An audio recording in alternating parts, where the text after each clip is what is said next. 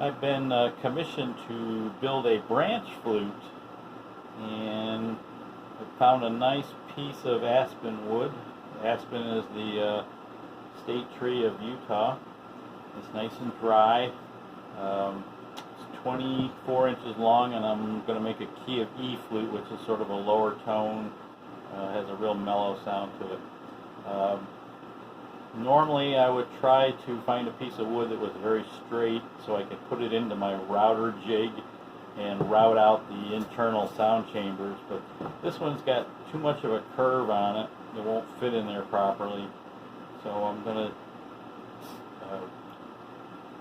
shape the internal sound chambers the old-fashioned way with chisels.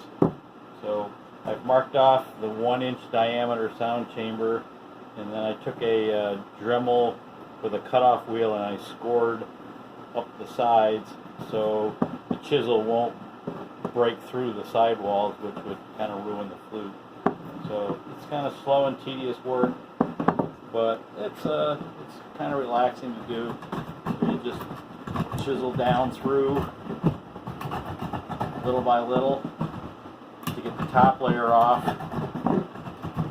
And once I get the top layer off, then I take the chisel and I go sideways and I gouge down into a rounded shape so I have a rounded sound channel.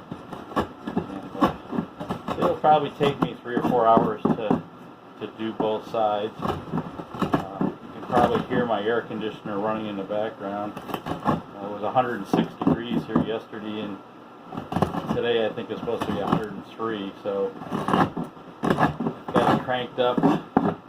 Eventually the air conditioner loses the battle out here in my workshop, but in the mornings it's fairly comfortable. It's 82 degrees in here right now, so I can work in here for a while. But I just have to route this down with the chisel until it gets to be a 1/2 inch in depth. And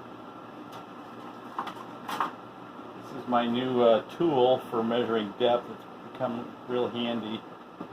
You place it on here and zero it out, and then you turn it so you push down and it tells you the depth. Well, apparently it didn't turn on.